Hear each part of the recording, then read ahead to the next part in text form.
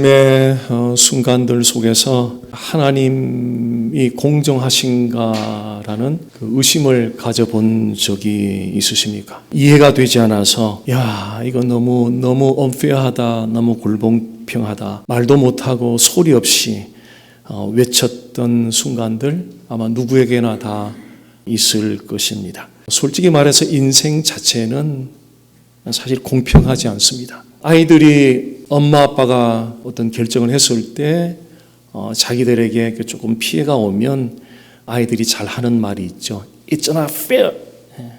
It's not fair.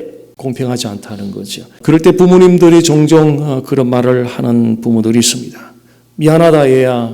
그런데 정말 인생은 그렇게 종종 공평하지 않단다. 우리는 부패한 세상 속에 살아가고 있습니다. 그래서 모든 것이 항상 공평할 수는 없습니다. 그러나 하나님이 공평하신가?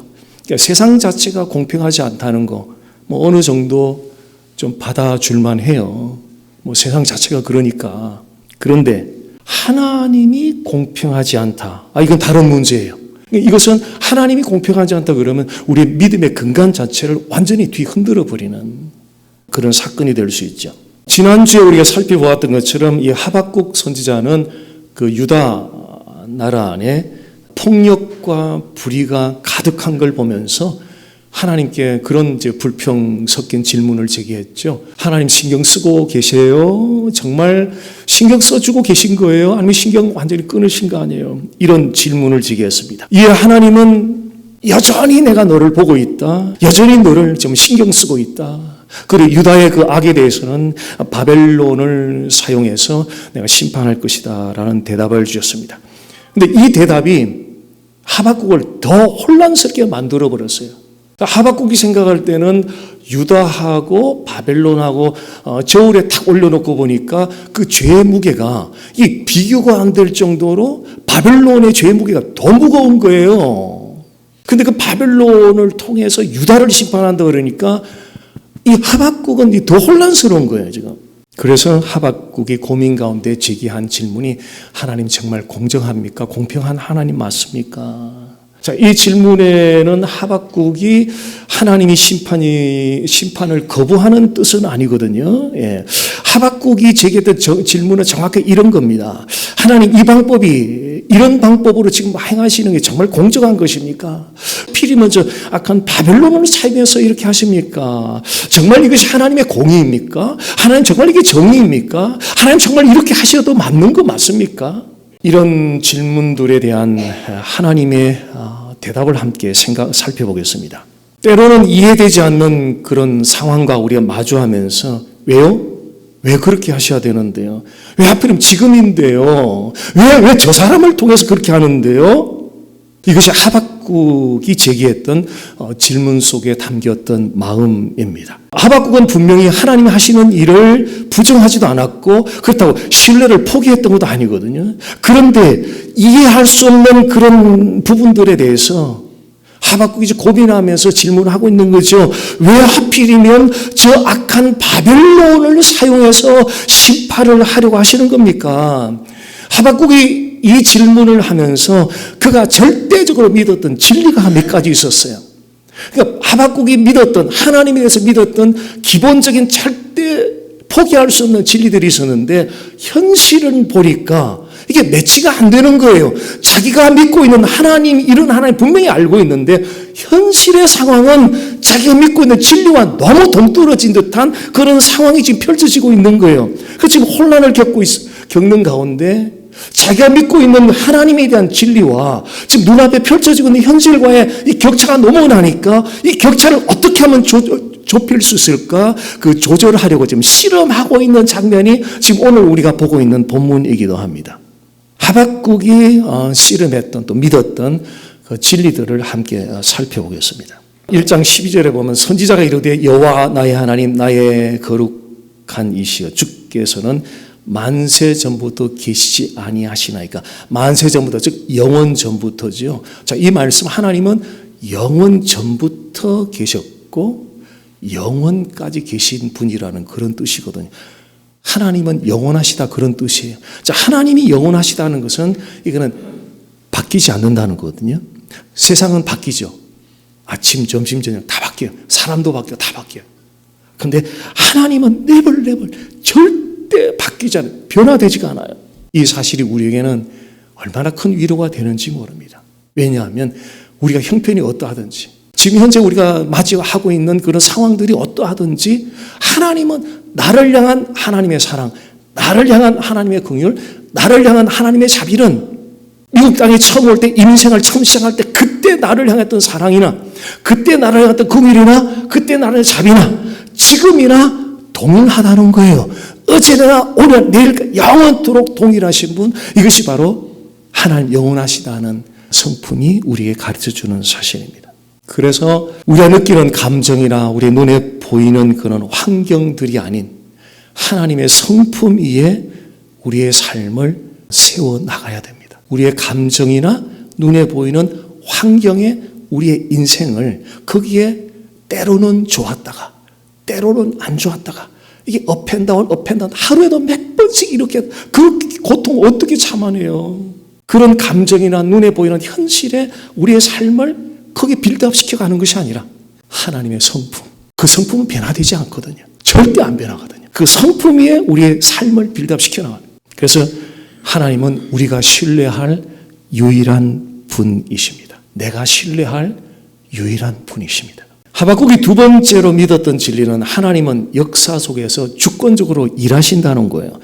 1장 12절 두 번째 후반부 보면은요, 주께서 심판하기 위하여 그들을 두셨나이다. 자, 하박국은 바벨론이 점점 강성해 가는 것을 하나님이 펄밋했다는 걸, 허용했다는 걸 하박국이 이미 알고 있었어요. 하나님이 허락하지 않으면 어떤 사건도 우연히 저절로 일어날 수 없습니다. 종종 우리가 이해할 수 없는 사건들이 많죠. 상황들이 많아요. 그런 이해할 수 없는 상황 속에 여전히 그 배후에는 하나님이 직접적이든 간접적이든 펄밋한, 허용한 그런 과정이 있었다는 거죠.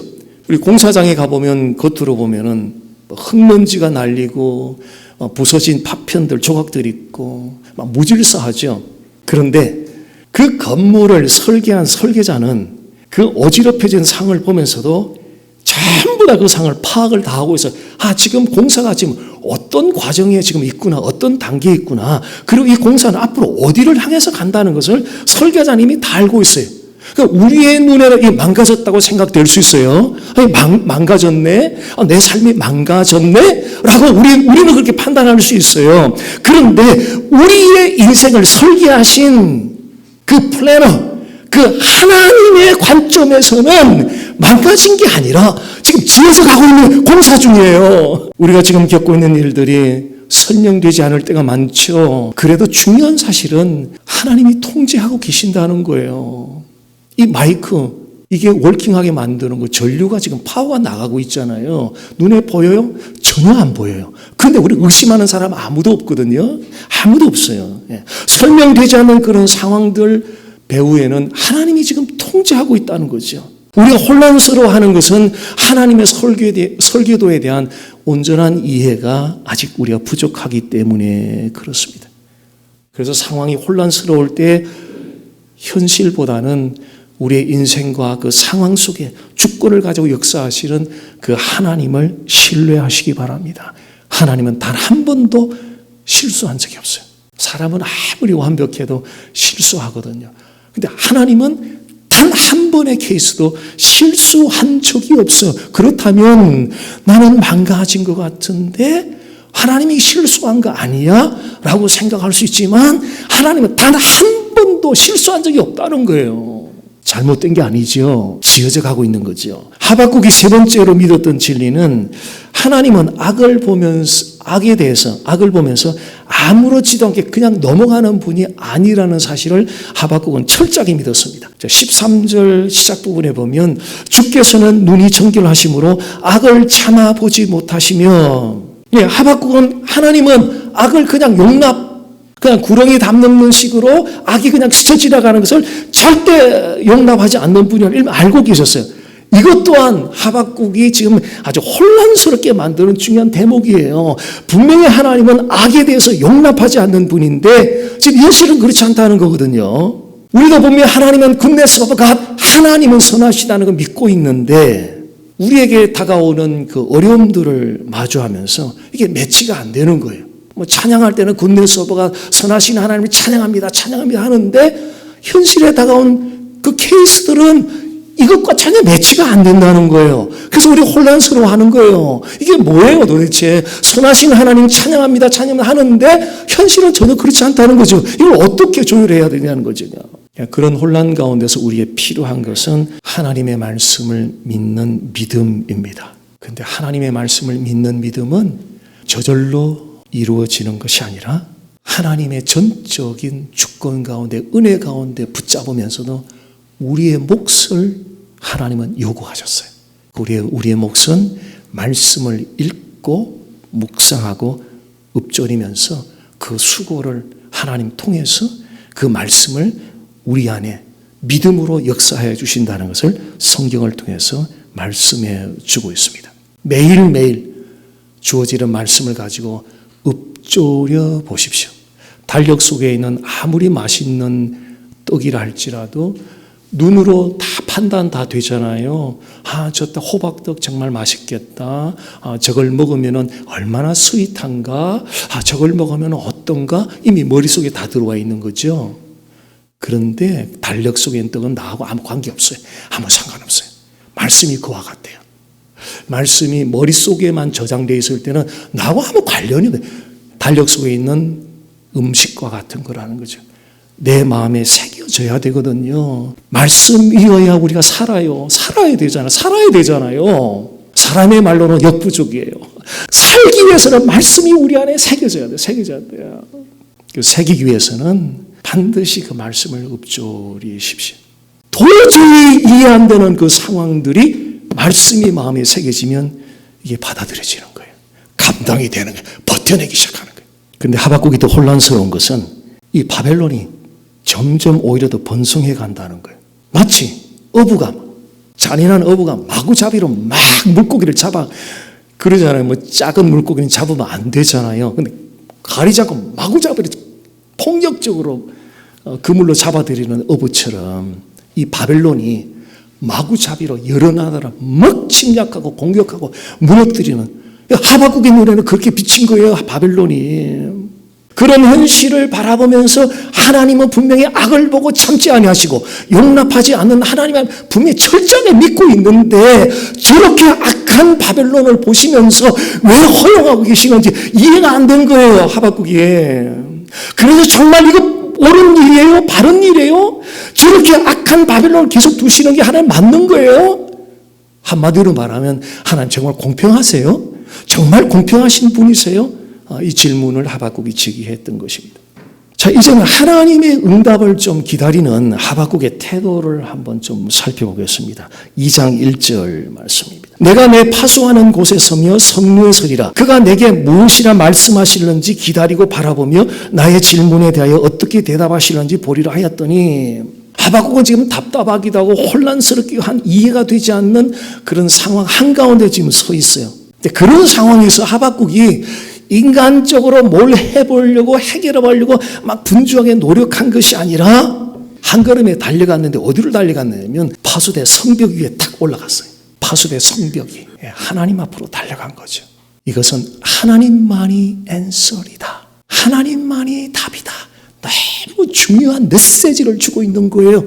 개인의 문제, 가정의 문제, 비즈니스 문제, 건강의 문제, 자녀의 문제, 모든 프로블럼들 하나님만이 답이다. 하나님만이 답이다. 그것을 하박국에서 우리에게 메시지를 주고 있는 거예요. 하나님만이 답이다. 오직 하나님께만 내가 리슨하겠다. 하나님의 소리만 듣겠다. 이 문제보다는 하나님께 초점을 두겠다라고 하박국이 결단을 하고 파수대 성벽 위로 달려 올라갔던 것입니다. 우리 모두가 배워야 할 중요한 태도입니다. 왜 나에게 이런 일이 일어나야 할까? 왜 하나님은 침묵만 하고 계실까? 그런 생각이 들 때 바로 즉시 하나님께로 달려가셔서 믿음으로 기다리는 법을 한번 배워보십시오. 그것이 우리 안에 있는 그리스도의 생명이, 내 안에 그분의 생명이 있다고, 이해가 되지 않고 답답하고 혼란스러운 그런 상황 가운데서 즉시로 하나님 앞에 나가서 믿음으로 기도하며 기다리는 그 모습이 내 안에 그분의 생명이 있다고, 그리스도의 생명이 내 안에 있다고, 그 생명이 나로 하여금 지금 이 기도 자리를 불러냈다고 이 고백을 증거하게 될 것입니다. 하나님은 침묵하시는 것 같으나 일하시고요, 더딘 것 같으나 여전히 우리의 소리에 귀 기울이고 계시고, 그리고 하나님의 때에 응답하십니다. 좀 우리의 육신적으로 정신적으로 힘들어요. 그 때가 타이밍이 좀 빨리 오면 좋겠는데 너무 느려요. 우리 생각에는. 그런데 느린 속도보다 더 중요한 게 뭐냐면 내가 변하고 있네요. 내가 변하고 있어요. 내가 변하고 있어요. 지금 당장 그 때가 왔으면 좋겠는데 이게 점점 딜레이가 되는 거예요. 딜레이 되는 동안에 하나님은 계속 우리를 레슨시키는데 하나님의 사람으로 바꿔가고 있는 놀라운 하나님의 손길을 보게 되는 거죠. 자, 결국 하나님이 하박국의 기도에 응답을 하십니다. 2절, 3절 말씀은 참조해 주시고요. 하나님은 하박국에게 내가 바라는 것은 반드시 이루어진다. 그런데 그것은 내 때에, 내가 정한 때에 이루어질 것이다 라고 말씀하시는 거죠. 그래서 하나님이 절대 서두르지 않으세요. 그러니까 무슨 일이든 서두를 때는 아차, 이거는 성령의 인도하심보다는 내 생각이, 내 야망이 앞서는 거라 생각하면 거의 99.99% 오를 거예요. 하나님은 절대 서두르지 않고요. 우리가 느낄 때는 더딘 것 같은데 하나님의 타이밍은 정확해서 실패하는 적이 없다는 거예요. 자, 다음으로 하나님은 바벨론의 실체를 적나라하게 보여줍니다. 4절 5절 말씀에 보라 그의 마음은 교만하며 그 속에서 정직하지 못하나 의인은 그의 믿음으로 말미암아 살리라. 그는 술을 즐기며 거짓되고 교만하여 가만히 있지 아니하고 스올처럼 자기의 욕심을 넓히며 또 그는 사망 같아서 족한 줄을 모르고 자기에게로 여러 나라를 모으며 여러 백성을 모으나니. 예, 바벨론의 실체에 대해 적나라하게 지금 표현하고 있는 거죠. 교만하고 정직하지 못하고 술과 욕심으로 취해 있고 폭력이 난무하고. 그래서 하나님은 하박국에게 그들의 죄 때문에 반드시 심판을 받아 무너질 것이라고 예언을 하신 거예요. 실제로 이 예언은 BC 539년 10월에 페르시아의 고레스 왕이 이끄는 군대에 의해서 실제로 바벨론이 함락되고 바벨론의 마지막 왕 벨사살이 죽임을 당하면서 이 예언의 말씀, 반드시 심판으로 저 나라는 무너질 것이다 같은 그 예언이 실제로 역사 가운데 성취가 되었었습니다. 하나님은 주권자시죠. 하나님은 거룩하신 분이시죠. 하나님은 공의로우신 분이시죠. 그분 앞에서, 그분이 어떤 분이신데요, 그분 앞에서는 어떤 악도 절대 설 수 없죠. 하나님은 바벨론의 실체를 밝힌 후에 하박국에 매우 중요한 진리 하나를 깨닫게 해주셨어요. 의인은 믿음으로 말미암아 살리라. 의인은 믿음으로 말미암아 살리라. 이것이 바로 신구약 전체에 하박국서에 등장하지만 로마서가 성경 중에, 성경 복음 중에 복음이라 그러는데 로마서뿐 아니라 신약 전체를 지배하는 핵심 진리, 의인은 믿음으로 살리라. 이것이 바로 마틴 루터가 종교 개혁을 불러일으켰던 불씨가 되었던 말씀입니다. 자, 이 진리를 통해서 하나님께서 하박국에 주시는 메시지는 이런 겁니다. 하박국아, 지금 당장은 이해되지 않아도 내가 공의롭게 일할 때까지 너는 믿음으로 살아라. 믿음으로 살아라. 믿음으로 살아라. 눈에 보이는 현실이 아니라 내 약속을 붙잡고 살아라. 믿음으로 살아라. By faith. 한 걸음 갈 때 막혔느냐? 믿음으로 뚫고 나가라. 또 막혔느냐? 또 by faith. 믿음으로 뚫고 나가라. 또 막혔느냐? by faith. by faith. 언제까지? 하나님이 부르시를 그때까지 그냥 믿음으로 엎어지고 넘어지고 뒤로 넘어져 별의별 일이 다 있어도 믿음으로 성령께서 밀어주시고 끌어주시는 그 은혜가 우리 가운데 있을 줄 믿습니다. 유다는 죄들 때문에 바벨론을 통해서 하나님의 심판을 피할 수 없는 민족들이었어요. 그런데 하나님은 그 언약 때문에 나는 너희들 하나님 되고 너희들은 내 백성이라고는 이 covenant relationship, 언약 관계 때문에 이들의 죄를 보면서도 완전히 징계는 하지만 완전히 멸망하지는 않으셨어요. 하나님이 이스라엘 붙잡아 주신 이유는 이스라엘이 의로워서가 아니죠. 여러분도 마찬가지 같아요. 저도 마찬가지 같아요. 하나님 앞에 의로워서 붙잡아 주신 것이 아니라 하나님의 신실하신 그 언약 때문에 너는 내 자녀야, 나는 너의 아버지야라고는 언약적인 그 관계 때문에 하나님의 righteousness, 하나님의 의로움 때문에 우리를 붙잡아주고 계신 것. 지금까지 우리가 살아있는 중요한 근거가 하나님의 의로우신 우리를 붙잡아주시기 때문입니다. 우리 스스로는 절대 의로워질 수 없잖아요. 아무리 선한 일을 많이 해도 우리 안에 있는 죄는 걷어낼 수가 없어요. 투명한 물 한 컵에 검정 물감 한 방울을 탁 떨어뜨려 보세요. 한 방울 떨어뜨리는데 물컵 안에 투명한 물이 전부 다 시커멓게 오염되어 버립니다. 우리에게도 마찬가지입니다. 우리의 의도 똑같아요. 우리가 아무리 선하게 하더라도 죄가 조금이라도 그 믹서되어 있으면 우리는 완전한 의가 아닌 거죠.